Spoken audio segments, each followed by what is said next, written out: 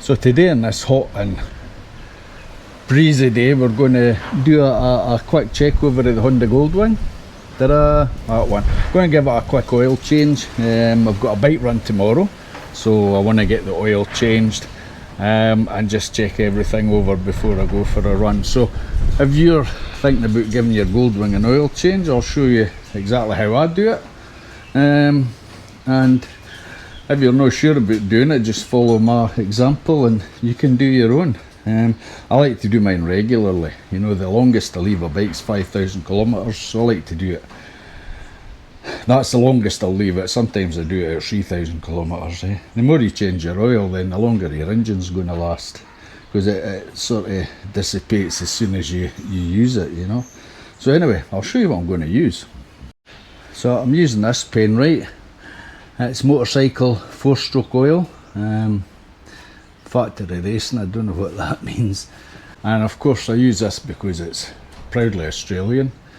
And also I'm putting this oil filter in, which is on, where is it? RP204. Now this is a filter I buy at my local car place, and the reason I buy this one is it's got the welding nut on the top of the filter, which is fantastic. It's 17mm, it's the same as the sump plug, so you just need the one 17mm socket and ratchet, and you can whip that off, whip the sump bolt off, drain it out. I usually drain mine out and leave it for a while, Anyway, I'll go and get it drained, and then I'll go and get a cup of tea.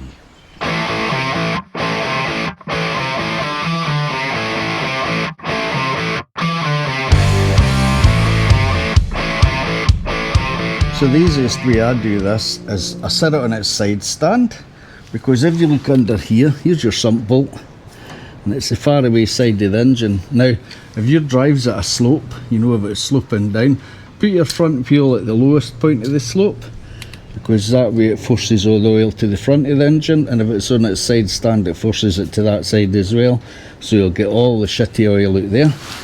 And just along from there, you can see is your oil filter just up here. So you can get a tub under there, drain it out, leave it to drain for a while, and then fill it up. Now another wee tip I'll show you, bottom of the drain pan, there's a wee bit of dust in it. I always clean it, so that when I change the oil, if there's any filings or anything come out, you're going to see it, because it's always worth having a look at what's coming out of your oil. Just in case something's wrong and it's ripping metal out of the bearings or something. If it's a silver metallic metal, it's just alloy, you know. It's just wear and tear. But if you got a sort of goldy colour, then that's main bearings, because they're in brass. So you got to watch out for them. So anyway, I'll go and get this drained. I'll get my 14mm socket and we'll get on with it.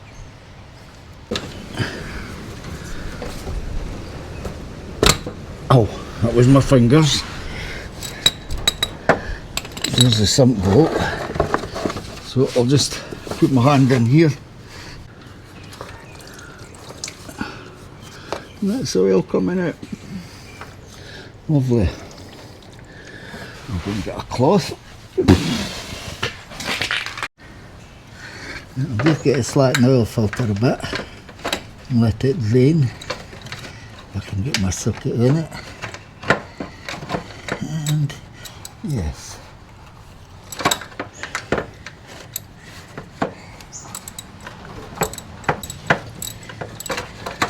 There we go. That's it slackened off a bit. And I'll put my hand in and slacken it right off now.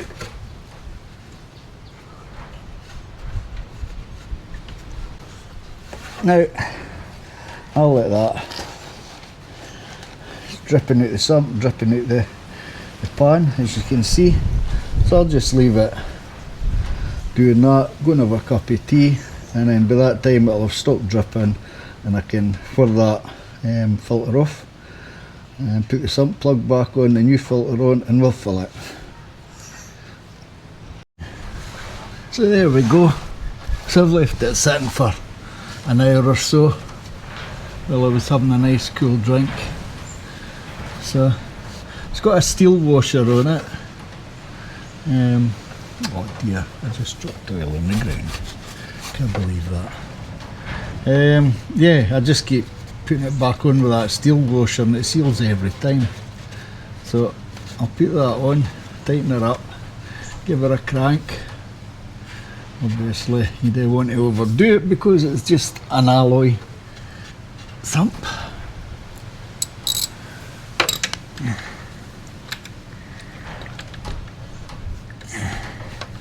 Of course, if you stick it up in the centre stand you might get more room to do this, but I like to do it on the, oh Jesus, I like to do it in a side stand because I think pointing downhill on a side stand you get rid of most of the oil out the thing. Anyway, I'll clean this up, we'll get the filter back on. So a wee rub round the O-ring with some oil and then get this up and into place.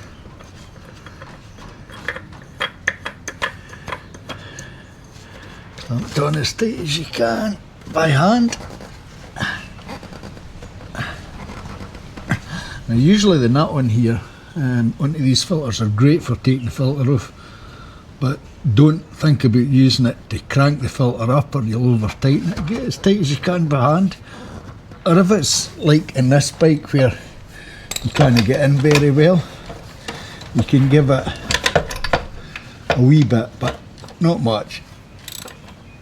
Yeah, that's about enough. I wouldn't even do any more than that. And that's your filter on. Some plug in, so let's get it filled. Now that the oil's drained, the sump bolt's back in, filter's changed, I'm just going to put this up on its main stand, just so the bike's level to fill with oil.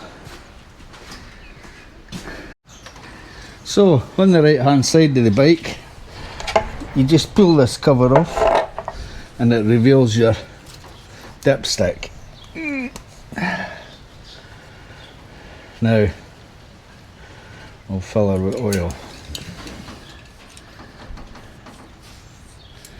So I'll go and get the oil I'm going to use. Now this can of oil has got 4 litres in it. 4 litres, think about that. Now this bike takes 3.7 litres to fill it, according to the book, 3.7 litres. So if I put in 4 litres it's going to be 0.3 of a litre too much, which is about that much. It's next to nothing.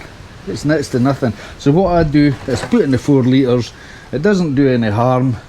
It doesn't, I mean it won't be too much that it's going to blow up through the air filter or anything, or cause leaking problems or anything. That 0.3 extra just takes it a wee bit over the top mark. So I'll just give it all the oil and that does it. So clip the top of my oil can on so as it doesn't overflow at the top of the jug. Put my pipe in and away we go. It's the first 2 litres.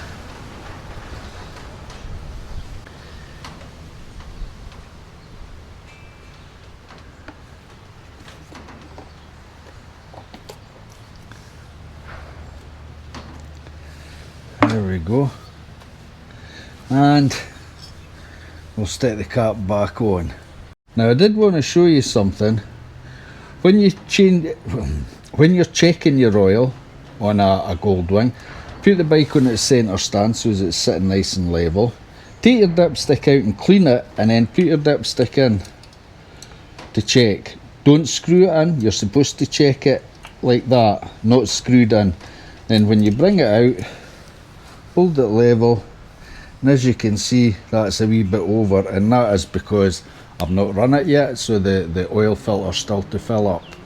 But I'll run it and I'll check it, but that's 4 litres instead of the 3.7, it's not going to make much difference. It might be just over the top mark and no more, but that's fine, perfect. Anyway, we'll start it up. Put your ignition on. Here's your oil light. When that oil light goes out, you know that the oil's circulating around the engine. There we go.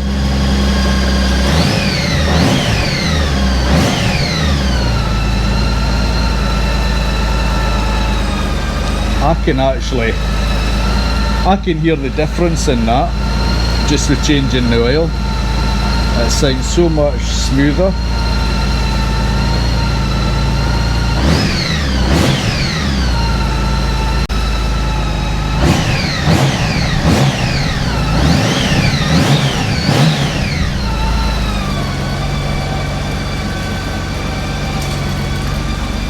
I'll just show you around the bike while we're at it. It's always worth having a look, make sure all your lights are working if you're going on a ride. Same with your front. As you'll see, I've put the LED headlights in it. What a big difference that is. I'll show you what it's like going from dip to full beam. So that's it on dip there. And put it onto full beam and it's like that. And that makes a huge big difference when you're out at night in the dark. Anyway, I'll just switch her off, we'll check the oil, we'll see what she's like, and then I'll check the coolant. If you're not sure how to do that, just keep watching. Engine off. And we'll come round this side. Now, you're supposed to give it a minute. Okay. But we'll just take the dipstick out like that. There we go. And we'll come back in a minute and we'll check the oil. So here we are. Now I've just found an interesting development in this. It's been sitting for 10 minutes. Put the dipstick in, take it out, and if you look at the oil level, it's just over half. Don't know if you can see that. It's actually up to about here, just over the half. Now, this is where it gets confusing because it says on the book that the engine is 3.7 litres. That's fine. And then later on it tells you it's 4.6. It says 4.6 including the transmission, 3.7 just the engine. But you're actually filling up the transmission, so why don't they tell you? You know, that's kind of stupid. So 4.6, so really that's 4 litres in. I'm needing to put in just over half a litre. But I think I've got some lying around the house, the same stuff, so I'll put that in and that should do it fine. Anyway, we'll go and have a look at the coolant. So now I'm going to check the coolant, so we'll just pop this cover off like that, and here is your coolant level here, coolant level gauge. There's your alternator as well if you're wondering where it is. Yeah, let's have a look at coolant level gauge. So pull it out just like you would with your dipstick. You see it's all wee holy marks. There's a minimum and the maximum. That gauge, okay, there's got these wee dimples in it, so if you put it in, the dimples will actually pick up water, because see if I put it in this way with the dimples down, okay, it's just like it's shown on the tip and there's nothing the rest of it. Whereas if I put it in with the dimples facing up and pull it out, see the water runs off it, but look, see there's waters in the dimples all the way up. You see them? I don't know if you can see that or no, but see, these wee dimples are full of water, which means that it's probably full of water. Coolant, I mean, sorry, coolant. But you know what, you can overfill it if you're not 100% sure. You can fill it up. See, there's coolant up to here. You can't see it on that side much, but you can see it in here. But you can fill it up and overfill it a wee bit if you want. All it'll do is blow out. It's not going to do any harm. But again, clean it so the dimples are empty. Just slide in and slide out, and you can see all the wee dimples all the way up are full.